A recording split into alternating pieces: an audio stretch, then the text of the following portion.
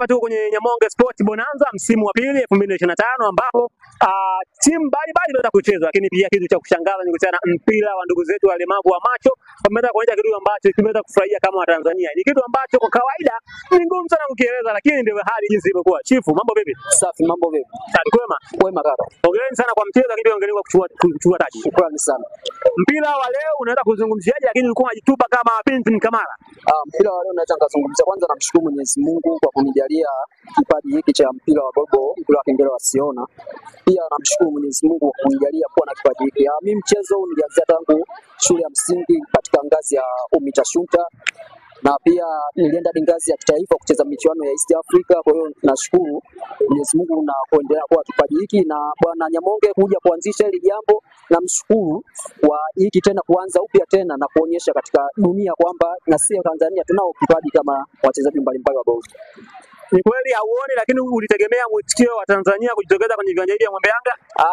Sikutegemea kiukweli, nilizani labda tutakuwa tu washiriki ambao tuliwalipo katika bonanza hili, lakini hadi kadri siku zilipokwenda mbele, muda ulipoenda mbele, nashukuru mashabiki kutokeza, watu wa mtaani kutusapoti, na kweli wameonyesha ushirikiano. Nashukuru sana kwao, Mwenyezi Mungu awabariki sana kwa kuwa support kwetu. Unapeleka rai gani kwa serikali, hata kwa nyinyi ndugu ambao watu ni matatizo ya ulemavu? Serikali pengine ifanye nini kwa ajili ya kuweza kusaidia nyinyi kufika mbali kwa michezo yenu ambayo mmecheza? Serikali mimi naishauri ama tunaiomba, tunaitaka serikali kama sisi walemavu wasiona, hasa katika huu mchezo wetu wa goalball, naomba watuunganishe na mipira ambao ile michezo ya Olimpiki na kombe la dunia, na sisi tukashiriki kama timu ya goalball, hatimaye tukapeperusha bendera yetu ya Tanzania, tukaleta medali na kombe la dunia hapa Tanzania, ili na watusapoti kwamba katika vifaa, unajua kwa sisi walemavu hasa hii mpira wetu ni inauzwa nje na pia ina gharama kubwa. Kwa hiyo mmoja una thamani kama 500,000 hadi 600,000. Kwa hiyo tunaomba serikali, wadau watusapoti vifaa hivi vya michezo. Kuna gadi, kuna miwani ambayo inatusapoti sisi, hata zile ambazo facilities nyingi, kwamba kama mimi ninavyojitupa. Kwa hiyo ningekuwepo na gadi za mikono au za miguu, ningeonyesha zaidi hapa nilipocheza leo, lakini hizo hatuna, lakini ni mwanzo. Kwa tunaiomba serikali na wadau pia wasupport hili jambo, ili na sisi tuwe na ligi yetu na kushiriki michuano ya kimataifa. Kwa kumalizia, unawashauri kitu gani wale wazazi ambao wamewaficha watoto wao ndani, watoto wenye matatizo ya ulemavu, wamecheza kuwaaminisha kwamba hata wao pia ni watu wenye thamani, wanathaminiwa na michezo kama hii ipo kwa ajili yao?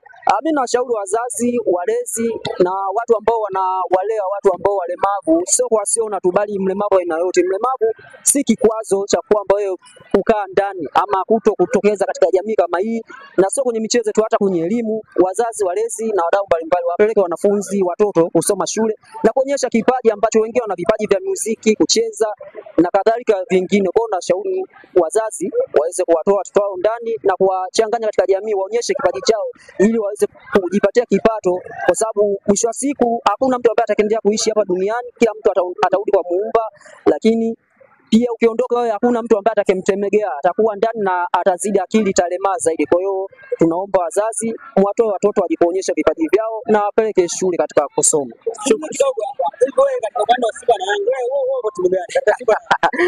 Mnyama ndugu zangu wanasema kwamba hawachezi bwana.